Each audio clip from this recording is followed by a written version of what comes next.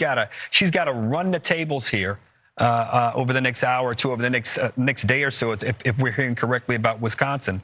But it does not look as promising as it did a few hours ago.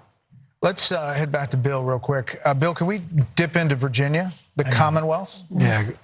Say it again, Brett. Sorry about that. Oh, sorry. That's okay. Go ahead. Do what you're going to do. We'll get to Virginia. Okay, gotcha. Eventually. I'll give you a little run up the Atlantic coast here, okay? This is Georgia. Too soon to call. You ask yourself, why can't you call it? There's still some vote out there. And the question is, where is the vote and what's going to come in? Trump's up 3.2 points statewide.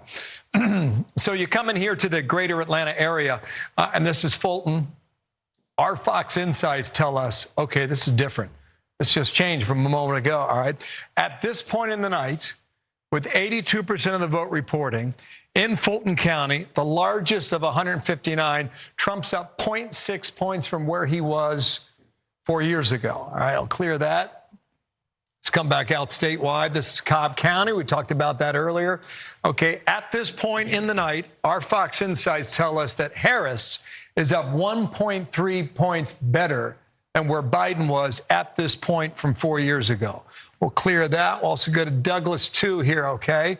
At this point, this is all greater Atlanta, a lot of population throughout the area. At this point, 90% reporting here in Douglas County, Harris is doing 2.9 points better than what Biden did 4 years ago. So there's still a vote out there, too. And I mentioned Chatham County about 2 hours ago. That's Savannah. They counted slow 4 years ago. They're counting slow yet again. But you get a lot of Democratic votes out of Chatham down here on the Atlantic coast. A lot of folks live there, too, 5 out of 159. So we'll see how that shakes out. Okay, let's run up the coast here and let you know what we're seeing here in North Carolina.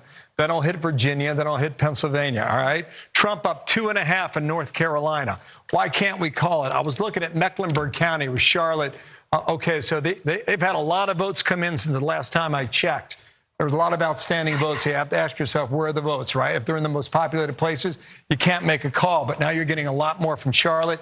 This is Wake County, Raleigh. It's number one. Still about 20% of the vote out there, okay?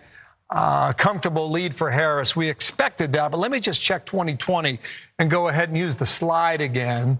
Okay, so she's performing 0.5 point better than Joe Biden finished from 4 years ago. So we're keeping track of that. You went to Virginia. I'm getting there, guys. Hang on 1 second here. Just got to move the meter, and we'll see what's happening here in the Commonwealth. All right, so while you're checking that, Charlie Hurt's from Virginia. Yeah. Tight squeeze. So what are you looking at, Charlie? Tight squeeze, Virginia. What are you looking at? So it's kind of interesting, actually, that this is so close, especially if you looked at the early numbers across the state. It was fairly extraordinary with the early vote, both early mail-in vote and then early in-person vote. All of the big D-plus counties in the state were significantly down from 4 years ago, including the big counties like Fairfax, Richmond, and then all of the R-plus counties were significantly higher this time than they were 4 years ago. And so if you had just looked at those early numbers and then look at this, it's actually not that surprising that it's this close, even though Virginia is, for all intents and purposes, a blue state now and has been since George W. Bush, or since Obama anyway. But it is, I think that Governor Youngkin, who said, watch out, it's going to be tight here, is probably looking at those same numbers and realizes that this thing might actually be the surprise of the night. Yeah, a lot of people drifted to Northern Virginia, suburbanites. There's not a great Trump vote in that near D.C., counties, Kellyanne, and that's what we're looking at here is where that vote is outstanding and whether it changes the dynamic. No question. And Glenn Youngkin has been a great partner to Donald Trump this whole time on the campaign trail. He told me personally when I asked him, do you think it's really competitive a couple months ago? He said, I think you're going to force Biden-Harris, now Harris, to spend some time and money there. And that's happened. But it was ground zero for the parents' rights movement, the school stuff in 2021. I wanted to say something. Kamala Harris's team was smart and strategic to go for the 3 states in the blue wall, since they've gone Democrat from 1992 to 2020, 28 straight years, with the exception of 2016. They went for Trump. They've always voted as a bloc, but they also ran out of choices. I would have thought she'd do better in those more racially diverse Sunbelt states like Georgia, Arizona, Nevada, and even North Carolina. She's in the very white states trying to become president of the United States. Here's the problem I see for the Harris and the Democrats right now. Demography is not destiny. That's what I think of this electorate. We think we're only going to get women by talking about abortion. We're going to get Hispanics if we talk about immigration. That's how Trump is getting them. We're going to get African Americans if we talk about this. Whose big idea was it to over-prosecute Donald Trump with all these cases? You think a lot of black men in this country didn't stand up and say, I think the system has been against me. I think that's unfair, to say nothing of the fact that they want economic upward mobility like everyone else. They're school choice voters. They think that people coming over the border are taking their jobs. And you got Barack Obama telling them, you're not right. Stop telling us who we are, what we think, how to eat, how to vote. This is the election where people are turning on its head. Last point, young voters. I think Harris is going to underperform Joe Biden nationwide on young voters. There, too. Let's get rid of the old guy and put in the 60-year-old woman and then call Donald Trump old. That's how we'll get young people. It's not how you get young people. You get young people if they think they can afford a house before they're 52 under your policies. You get young people if they think they want to be president of their own small business, not president of this country one day, and they can survive and thrive doing that. So this whole demography thing that we should vote according to our gender, our race, our age, this is the election where I think that hit a wall. Can I ask a quick question just to Mark and Kelly? If things hold right now where we are, does she only have to win the blue wall, just for the sake of the audience, to win this? So if everything happens, she wins Arizona, he wins Nevada, he wins Georgia, North Carolina. If she wins Michigan, Pennsylvania, Wisconsin, does she win? Yes. Yes. Okay. So the blue wall remains what we have. She what we're has focused one on. big path. Yeah, Got it. he's That's got the a few paths, but you got to get one of Is those. that true, Bill? Yeah. Pretty much, yeah. Because it gets her to 270 with the 3. Yeah, Right. with the 3 plus Nebraska too. I think it's too early to start filling this thing in here. I want to start it just yet, but I don't know. We're kind of warming up the fryer, or whatever you say when you get. But just show how it happens. Just show the 3. Yeah, for her it would be Nebraska Virginia? 2. Well, we got to go a long way. So just it's going to take me a while to get there. Okay, so she would have to win all the usual states here. It's just too many to fill in, right? Oh, gotcha. Boom, Yeah. boom, boom, boom, boom. Yeah, that's good. Oh my gosh, what am I missing? Holy cow! Okay, Maine, Nebraska, too. Hawaii. Oh, yeah. Okay, so, Got it. So she- that's why I didn't want to do it just yet, because we got to go a ways. But I know. maybe like another half hour, an hour or so, we'll fill in a few more. If you got time, I'll take you to Arizona, unless you got something else to do.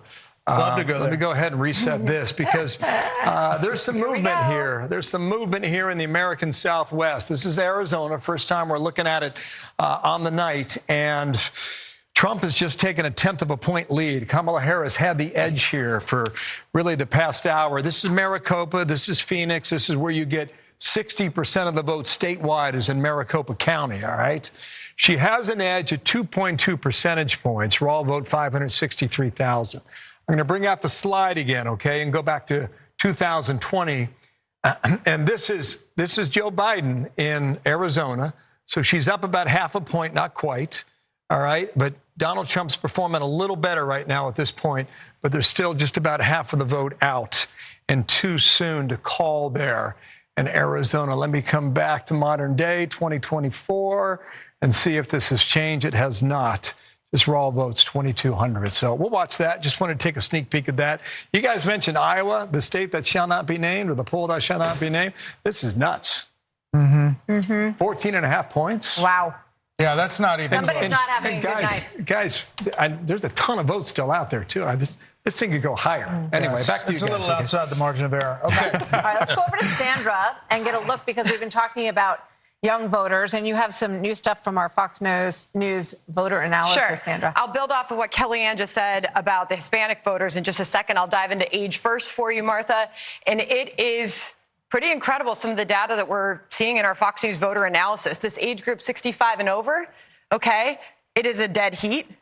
Split the vote there. But just note, Donald Trump led this group by 3 points in 2020. So he is, in fact, slightly underperforming with that group. But here is a huge story that we are seeing develop. Voters under age 30, 52% of the vote going to Harris, 44% to Trump. That's an 8-point margin that she's leading by. Biden led with this group by 25 points. Kellyanne was just talking about this a moment ago. He led by 25 points with this age group back in 2020. She is significantly underperforming with the younger voters right now. Want to jump back in and also talk about the Hispanic vote and what we are seeing there. This also telling a huge story of the night. Kamala Harris getting 56% of the support there. Donald Trump, 40. Okay, so she's leading by 16 points. Biden led with this group by 21. Again, she's underperforming there. I want to break that down by gender when it comes to the Hispanic vote, because this also telling a story. Hispanic women, for example. Okay, Harris is leading by 24 points with this group right now. Biden led with this group by 34 Hispanic women. Underperforming there. Comes with Hispanic men.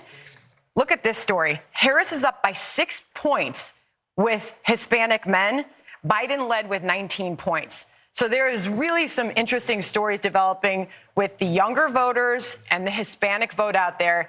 Brett and Martha, as you know, we have heard it on the ground. A lot of those American Hispanic voters, they don't like what they're seeing with illegal immigration in this country. They've been speaking about that. We are seeing that show up in our analysis. Sandra, thank you. Yeah. Interesting stuff, especially Very. that Hispanic vote. And that gap, that 20-plus gap that we're seeing, we've been seeing it for a long time. We've been talking about it for a long time. It has shown up in polls that she was underperforming Biden by more than 20 points with Hispanic voters, Britt. It's a very seismic change. Which means that if it comes down, as we now, I think, have agreed at this desk that it does to those 3 blue wall states being her chance of victory, are in a very narrow path, that if these numbers are meaningful about how she will perform, broadly speaking, and I think they're big enough now that we can say they are, her chances of pulling this off would be the biggest thing we've ever seen. I mean, amazing come from behind victory, and I think the odds on that are very long indeed. Yeah. I mean, Well, it's a significant, to say the least, point that Kellyanne was making, which is that it all stops, right? And I think that I don't even know if in 2028 we'll still be talking about the Hispanic vote, right? Because with every immigrant group that comes through, eventually you're just an American. And you care about all the issues that everyone else in America cares about, and it's not so segmented. So I see a lot of those barriers breaking down. Again, I think that the Harris-Biden team has no one to blame but themselves for these numbers. It's the policies that drove these people to vote for President Trump, and he also, the Biden-Harris people pushed them into Trump's open arms. And now they'll have a chance to have a different type of president if he were to win. I know we got the blue wall to see, but the betting markets, everything is sort of going this way. And you sort of have this feeling that the Hispanic vote is no longer going to be so segmented. It's just the vote, the American vote. and there's a traditional, not to overgeneralize about any group, but, the traditional faith-based in many ways Hispanic family that is not responding to what Kamala Harris is talking about and focusing on. Harold? Gender and race, we talked about the outset, would